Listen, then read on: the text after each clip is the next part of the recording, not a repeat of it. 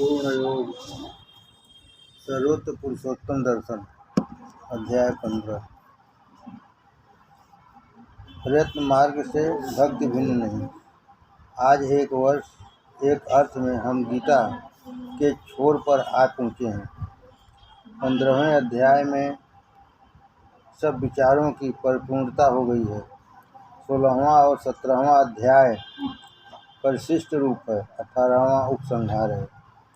यही कारण है कि भगवान ने इस अध्याय के अंत में इसे शास्त्र संज्ञा दी है। इति गुह्यतम शास्त्र निमुक्तम मया नो। ऐसा अंत में भगवान ने कहा है। यह इसलिए नहीं कि यह अंतिम अध्याय है, बल्कि इसलिए कि अब तक जीवन के जो शास्त्र जो सिद्धांत बताए उनकी परिपूर्णता इस अध्याय में हो गई है। इस अध्याय में परमार्थ पूरा हो गया। वेदों का संपूर्ण सार इसमें आ गया। परमार्थ की चेतना मनुष्य में उत्पन्न कर देना ही वेदों का कार्य है। परमार्थ की चेतना मनुष्य में उत्पन्न कर देना ही वेदों का कार्य है। वह इस अध्याय में किया गया है। अतः इसे वेद का सार यह गौरवपूर्ण पदवी मिली है। 13वें अध्याय में हमने देह से आत्मा को अलग करने की आवश्यकता देखी। 14वें में तत्संबंधी प्रयत्नवाद की थोड़ी छानबीन की। रजोगुण और तमोगुण का निग्रह पूर्वक त्याग करें। सत्वगुण का विकास करके उसकी आसक्ति को जीत लें। उसके फल का त्याग करें। इस तरह यह प्रयत्न करना है। अंत में कहा गया कि इन प्रयत्नों के 16वें आने सफल होने के लिए आत्मज्ञान की आवश्यकता है और बिना भक्ति के आत्मज्ञान संभव नहीं है। परंतु भक्ति मार्ग प्रयत्न मार्ग से भिन्न नहीं है। यही सूचित करने के लिए इस 15वें अध्याय के आरंभ में ही संसार को एक महान वृक्ष की उपमा दी गई है। इस वृक्ष में त्रिगुणों से पोषित प्रचंड शाखाएं फूटी हैं। आरंभ में ही यह कह दिया गया है कि अनासक्ति और वैराग्य रूपी शस्त्रों से इस वृक्ष को काटना चाहिए। स्पष्ट है कि पिछले अध्याय में जो साधन मार्ग बताया गया है वही फिर यहाँ आरंभ में दोहराया गया है। रज तम को मिटाना और सत्व गुण की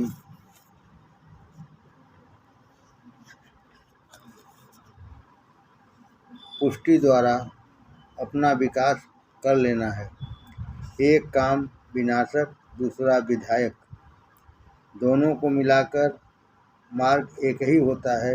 घास फूस काटना और बीज बोना दोनों एक ही क्रिया के दो अंग हैं। वैसी ही यह बात है। रामायण में रावण, कुंभकर्ण और विभीषण ये तीन भाई हैं। कुंभकर्ण तमोगुण है, रावण रजोगुण है और विभीषण सत्वगुण है। रामायण में रावण, कुंभकर्ण और विभीषण ये तीन भाई हैं। कुंभकर्ण तमोगुण है, रावण रजोगुण है, विभीषण सत्वगुण है। हमारे शरीर में इन तीनों की रामायण रची जा रही है। इस रामायण में रावण और कुंभकर्ण का तो नाम ही विहित है। रहा केवल विभीषण तत्व। यदि वह हरिचरण शरण हो जाए तो उन्नति का साधक और पोषक हो सकेगा। इसलिए वह अपनाने जैसा है। हमने 14वें अध्याय में इस चीज़ को समझ लिया है। इस 15वें अध्याय के आरंभ में फिर वही बात आई है। सत्व रज तम से परे संसार को असंग रूपी शस्त्र से छेद डालो। रजतम का निरोध करो। सत्वगुण का विकास करके पवित्र बनो और उसकी आसक्ति को जीत कर अलिप्त रहो। अरे उधर रहा। कमल का यह आदर्श भगवत गीता प्रस्तुत कर रही है। भारतीय संस्कृति में जीवन की आदर्श वस्तुओं को उत्तमोत्तम वस्तुओं को कमल की उपमा दी गई है। कमल भारतीय संस्कृति का प्रतीक है। उत्तमोत्तम विचार प्रकट करने का चिन्ह कमल है।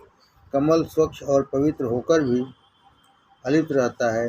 पवित्रता और अलिप्तता ऐसी दोहरी शक्ति कमल में है। भगवान ने भिन्न भिन्न अवयवों को कमल की उपमा देते हैं। नेत्र कमल, पद कमल, कर कमल, मुख कमल, नाभि कमल, हृदय कमल, सिर कमल आदि उपनामों के द्वारा यह भाव हमारे मन में बैठा दिया गया है कि सर्वत्र सौंदर्य और पावित्र्य के साथ ही अलिप्तता है। पिछले अध्याय में बताई साधना को पूर्णता पर पहुंचाने के लिए यह अध्याय लिखा गया है। प्रयत्न में जब आत्मज्ञान और भक्ति मिल जाए तो फिर पूर्णता आ जाएगी। प्रयत्न में जब आत्मज्ञान और भक्ति मिल जाए तो फिर पूर्णता आ जाएगी। भक्ति प्रयत्न मार्ग ही एक भाग है। भक्ति प्रयत्न मार्ग का ही एक भाग है। आत्मज्ञान और भक्ति उसी साधना के अंग हैं। वेदों में ऋषि कहते हैं, यो जागार तम ऋचः कामयन्ते, यो जागार तम सामान्ययन्ति। जो जागृत रहता है उससे वेद प्रेम करते हैं। जो जागृत रहता है उससे वेद प्रेम करते हैं। उससे भेंट करने के लिए वे आते हैं। अर्थात जो जागृत हैं उसके पास वेद नारायण आते हैं। उसके पास ज्ञान आता है, भक्ति आती है। प्रयत्न मार्ग से ज्ञान और भक्ति पृथक नहीं है। इस अध्याय में यही दिखाना है कि ये दोनों तत्व प्रयत्न में ही मधुरता लाने वाले हैं। अतः एकाग्र चित्त से भक्ति ज्ञान का यह स्वरूप श्रवण कीजिए। भक्ति से प्रयत्न सुकर होता है। मैं जीवन के टुकड़े नहीं कर सकता। कर्म, ज्ञान और भक्ति को मैं पृथक पृथक नहीं कर सकता। नए पृथक हैं ही। उदाहरण के लिए इस जेल के रसोई के काम को ही देखिए। 500-700 मनुष्यों की रसोई बनाने का काम अपने में से कुछ लोग करते हैं। यदि इनमें कोई ऐसा मनुष्य हो जो रसोई बनाने का ठीक ठीक ज्ञान न रखता हो तो वह रसोई बिगाड़ देगा। रोटियां कच्ची रह जाएंगी या जल जाएंगी। परंतु यहाँ हम यह मानकर चलें कि रसोई बनाने का उत्तम ज्ञान है। फिर भी यदि उस व्यक्ति के हृदय में उस कर्म के प्रति प्रेम न हो, भक्ति का भाव न हो, ये रोटियां मेरे भाइयों को अर्थात नारायण को ही मिलने वाली हैं, इन्हें अच्छी तरह बेलना और सेकना चाहिए, यह प्रभु की सेवा है, ऐसा भाव उसके हृदय में न हो तो पूर्वोक्त ज्ञान रहने पर भी वह इस काम के लिए उपयुक्त नहीं सिद्ध होगा। इस रसोई काम के लिए जैसे ज्ञान आवश्यक है वैसे ही प्रेम भी। भक्ति तत्व का रस हृदय में न हो तो रसोई स्वादिष्ट नहीं बन सकती। भक्ति तत्व का रस हृदय में न हो तो रसोई स्वादिष्ट नहीं बन सकती। इसीलिए तो बिना माँ के यह काम नहीं होता है। माँ के सिवा कौन इस काम को इतनी आस्था से, प्रेम भाव से करेगा। फिर इसके लिए तपस्या भी चाहिए। ताप सहन किए बिना, कष्ट उठाए बिना यह काम होगा कैसे। इससे यह सिद्ध होता है कि किसी भी काम को सफल बनाने के लिए प्रेम, ज्ञान और कर्म तीनों चीज़ों की ज़रूरत है। जीवन के सारे कर्म इन तीनों गुणों पर खड़े हैं। तिपाही का यह एक पाँव भी टूट जाए तो वह खड़ी नहीं रह सकती। तीनों पाँव चाहिए। उसके नाम में ही उसका रूप निहित है। यही हाल जीवन का है। ज्ञान, भक्ति और कर्म अर्थात श्रम, सातत्य, ये जीवन के तीन पाँव हैं। इन तीनों खम्भों पर जीवन रूपी द्वार का खड़ी करनी है। ये तीन पाँव मिलाकर एक ही वस्तु बनती है। इस पर तिपाही का दृष्टांत अक्षरशः लागू होता है। तर्क के द्वारा भले ही आप भक्ति, ज्ञान और कर्म को पृथक मानिए, परंतु प्रत्यक्ष रूप से इन्हें पृथक नहीं किया जा सकता। तीनों मिलकर एक ही विशाल वस्तु बनती है। ऐसा होने पर भी यह बात नहीं कि भक्ति में विशेष गुण न हो। किसी भी कर्म में जब भक्ति तत्व मिलेगा तभी वह सुलभ लगेगा। सुलभ लगने का अर्थ यह नहीं कि कष्ट होंगे ही नहीं। उसका अर्थ यही है कि वे कष्ट नहीं मालूम होंगे, उल्टे आनंदमय मालूम होंगे, फूल फूल जैसे प्रतीत होंगे। भक्ति मार्ग सरल है। इसका तात्पर्य भी क्या है? यही कि भक्ति भाव के कारण कर्म का बोझ नहीं मालूम होता। कर्म की कठिनता चली जाती है। कितना ही कर्म करो वह न किए सा मालूम होता है। भगवान ईसा मसीह एक जगह कहते हैं, यदि तू उपवास करता है तो चेहरे पर उपवास के चिन्ह न दिखने चाहिए।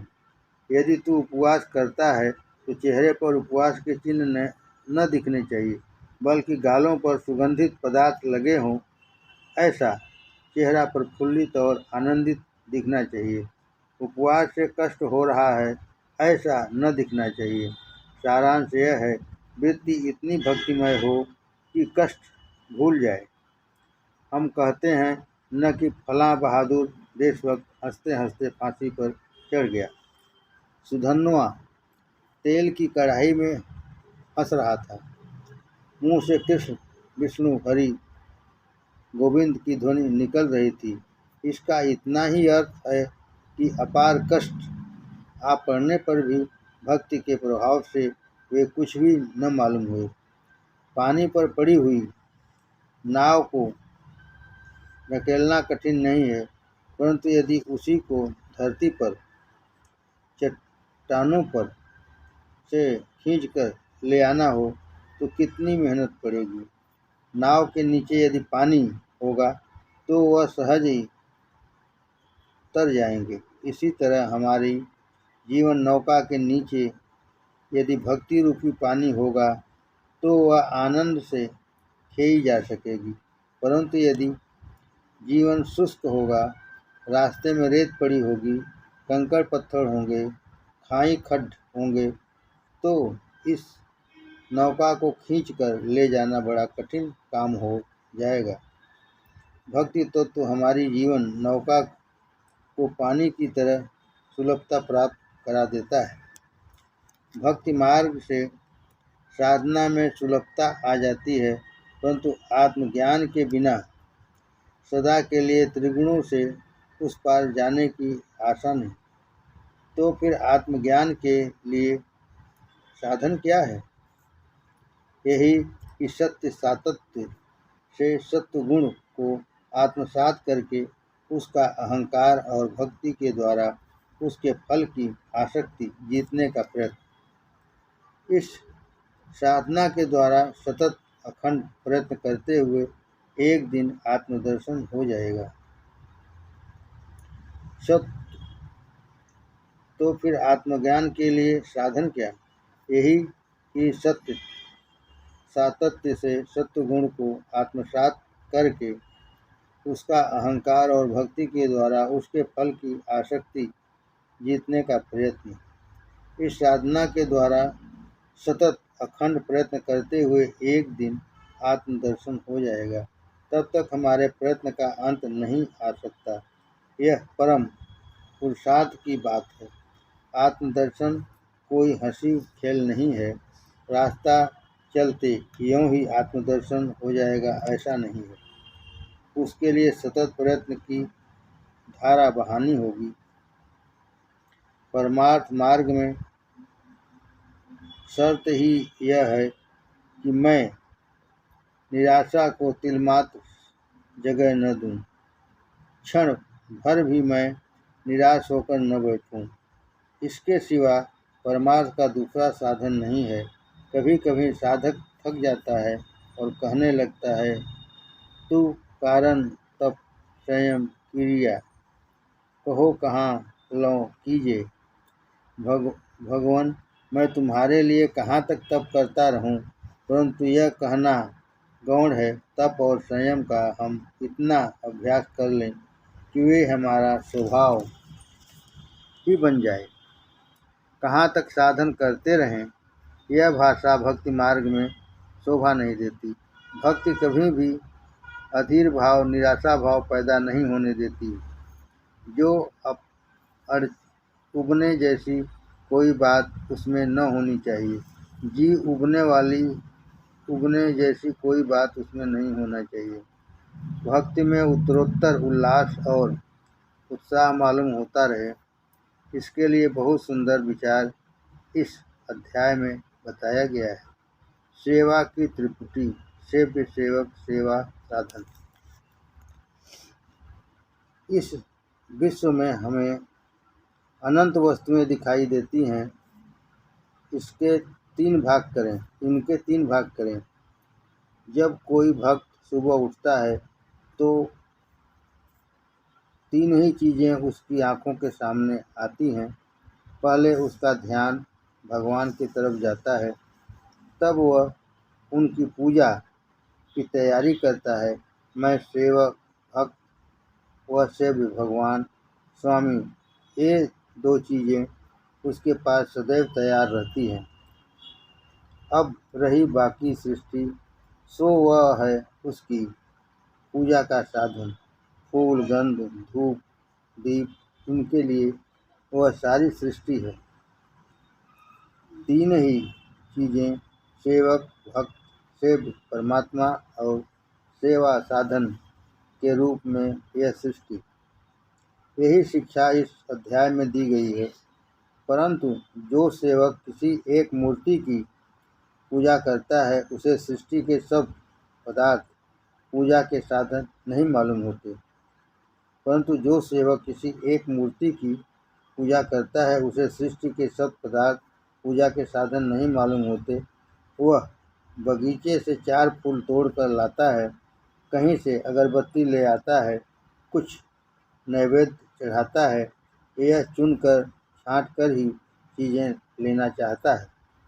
परंतु 15वें अध्याय में जो विशाल सीख दी गई है, उसमें यह चुनाव करने की जरूरत नहीं है। जो कुछ भी तपस्या के साधन हैं, कर्म के साधन हैं, वे सब परमेश्वर की सेवा के साधन।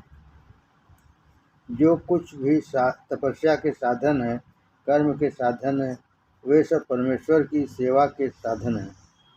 उनमें से कुछ को हम फूल कहेंगे, कुछ को गंध, कुछ को नैवेद्य। इस तरह जितने भी कर्म हैं, उन सब को पूजा द्रव्य बना देना है। ऐसी यह दृष्टि है। बस संसार में सिर्फ 3 चीज़ें हैं। गीता जिस वैराग्यमय साधन मार्ग को हमारे मन पर अंकित करना चाहती है, उसी को वह भक्तिमय स्वरूप दे रही है। उसमें से कर्मत्व हटा रही है और उसमें सुलभता ला रही है। आश्रम में जब किसी को बहुत ज़्यादा काम करना पड़ता है, तब उसके मन में यह विचार ही कभी नहीं आता, मैं ही क्यों ज़्यादा काम करूं। इस बात में बड़ा सार है। पूजा करने वाले को यदि 2 की जगह 4 घंटे पूजा करने को मिले, तो क्या वह उकताकर ऐसा कहेगा, अरे राम, आज तो 4 घंटे पूजा करनी पड़ी। बल्कि उससे उसे अधिक ही आनंद मालूम होगा। आश्रम में ऐसा अनुभव होता है। यही अनुभव हमें जीवन में सर्वत्र होना चाहिए। जीवन सेवा परायण हो जाना चाहिए। वह सेव्य पुरुषोत्तम उसकी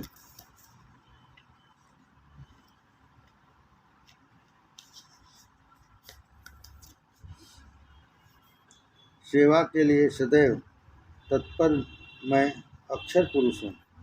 अक्षर पुरुष का अर्थ है कभी भी न थकने वाला, सृष्टि के आरंभ से लेकर सेवा करने वाला सनातन सेवक।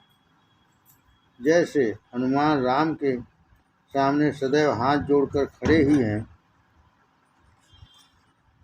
उन्हें आलस्य छू तक नहीं गया है। हनुमान की तरह चिरंजीवी यह सेवक तत्पर खड़ा है। ऐसे आजन्म सेवक का ही नाम अक्षर पुरुष है। परमात्मा यह संस्था जीवित है और मैं उसका सेवक भी सदैव कायम हूँ। प्रभु कायम है तो मैं भी कायम हूँ। देखें वह सेवा कैसे लेते हुए थकता है या मैं सेवा करते हुए। देखें वह सेवा लेते हुए थकता है या मैं सेवा करते हुए। यदि उसने 10 अवतार लिए तो मेरे भी 10 अवतार हुए हैं। वह राम हुआ तो मैं हनुमान, वह कृष्ण हुआ तो मैं उद्धव। जितने उसके अवतार उतने मेरे भी। लगने दो ऐसी मोटी हो। परमेश्वर की इस तरह युग युग सेवा करने वाला, कभी नाश न पाने वाला यह जीव अक्षर पुरुष है। वह पुरुषोत्तम स्वामी और मैं उसका बंदा सेवक। यह भावना सतत हृदय में रखनी चाहिए और यह प्रतिक्षण बदलने वाली अनंत रूपों में से सजने वाली सृष्टि, इसे पूजा साधन, सेवा का साधन बनाना है। प्रत्येक क्रिया मानव पुरुषोत्तम की पूजा ही है। प्रत्येक क्रिया मानव पुरुषोत्तम की पूजा ही है। सेव्य परमात्मा पुरुषोत्तम, सेवक जीव अक्षर पुरुष। परंतु यह साधन रूप सृष्टि क्षर है। इसके क्षर होने में बड़ा अर्थ है। सृष्टि का यह दूषण नहीं, भूषण है। इससे सृष्टि में नित्य नवीनता है। कल के फूल आज काम नहीं दे सकते, वे निर्माल्य हो गए। सृष्टि नाशवान है, यह बड़े भाग्य की बात है। यह सेवा का वैभव है। रोज नवीन फूल सेवा के लिए तैयार मिलता है। उसी तरह मैं शरीर भी नया नया धारण करके परमेश्वर की सेवा करूँगा। उसी तरह मैं शरीर भी नया नया धारण करके परमेश्वर की सेवा करूँगा। अपने साधनों को मैं नित्य नवीन रूप दूंगा और उन्हीं से उनकी पूजा करूँगा। इस नश्वरता के कारण यह सौंदर्य है। चंद्र की कला जो आज है वह कल नहीं। चंद्र का नित्य निराला लावण्य है। दूज के उस वर्धमान चंद्र को देखकर कितना आनंद होता है। शंकर के ललाट पर उस तृतीया के चंद्र की शोभा प्रकट है। अष्टमी के चंद्रमा का सौंदर्य कुछ और ही होता है। उस दिन आकाश में चुने चुने मोती ही दिखाई देते हैं। पूर्णिमा को चंद्रमा के तेज से तारे नहीं दिखते। पूर्णिमा को परमेश्वर का मुख चंद्र दिखता है। अमावस्या का आनंद तो बड़ा गंभीर होता है। उस रात्रि में कितनी निस्तब्ध शांति छाई रहती है। चंद्रमा के सर्वग्रासी प्रकाश के हट जाने से छोटे बड़े अगणित तारे पूरी आज़ादी से खुलकर जगमगाते रहते हैं। अमावस्या की रात में स्वतंत्रतापूर्ण रूप से विलास करती है। अपने तेज की शान दिखाने वाला चंद्रमा आज वहाँ नहीं है। अपने प्रकाशदाता सूर्य से वह आज एक रूप हो गया है। वह परमेश्वर में मिल गया। उस दिन मानो वह दिखाता है कि जीव खुद आत्मार्पण करके किस तरह संसार को जरा भी दुख न पहुँचाए। खुद आत्मार्पण करके किस तरह संसार को जरा भी दुख न पहुँचाए। चंद्र का स्वरूप क्षर है, परिवर्तनशील है, परंतु वह भिन्न भिन्न रूप में आनंद देता है। सृष्टि की जो नश्वरता है वही उसकी अमरता है। सृष्टि का रूप छल छल बह रहा है। यह रूप गंगा यदि बहती न रहे तो उसका एक डबरा बन जाएगा। नदी का पानी अखंड रूप से बहता रहता है। वह सतत बदलता रहता है। एक बूंद गई, दूसरी आई। वह पानी जीवित रहता है। वस्तु में जो आनंद मालूम होता है वह उसकी नवीनता के कारण। ग्रीष्म ऋतु में परमात्मा की और तरह से फूल चढ़ाए जाते हैं। वर्षा ऋतु में हरी हरी धूप चढ़ाई जाती है। शरद ऋतु में सूरम में कमल के पुष्प चढ़ाते हैं। तत्त ऋतु कालोद्भव फल पुष्पों से भगवान की पूजा की जाती है। इसी से वह पूजा शुभ और नित्य नूतन प्रतीत होती है। उससे जी नहीं उठता। छोटे बच्चे को जब क लिख कर कहते हैं कि इस पर हाथ फेरो, उसे मोटा बनाओ, तो वह क्रिया उसे उबा देने वाली मालूम होती है। वह समझ नहीं पाता कि इसे मोटा क्यों बनाया जाता है। वह पेंसिल आड़ी करके उसे जल्दी मोटा बना देता है, परंतु आगे चलकर वह नए अक्षरों को, उनके समुदाय को देखता है, तरह तरह की पुस्तकें पढ़ने लगता है, साहित्यिक नानाविध सुमन माला का अनुभव उसे होता है। तब उसे अपार आनंद मालूम होता है। यही बात सेवा प्रांत की है। साधनों की नित्य नवीनता से सेवा की उमंग बढ़ती है। सेवा वृत्ति का विकास होता है। सृष्टि की यह नश्वरता नित्य नए पुष्प खिला रही है। गांव के निकट श्मशान है। इसी से गांव रमणीक मालूम होता है। पुराने लोग जा रहे हैं, नए बालक जन्म ले रहे हैं। सृष्टि नित्य नवीन बढ़ रही है। 12 का वह श्मशान यदि मिटा दोगे, बाहर का वह श्मशान यदि मिटा दोगे तो वह घर में आकर बैठ जाएगा। तुम उब उठोगे उन्हीं व्यक्तियों को रोज रोज देखकर। गर्मियों में गर्मी पड़ती है, पृथ्वी तपती है, परंतु इससे तुम घबराओ नहीं।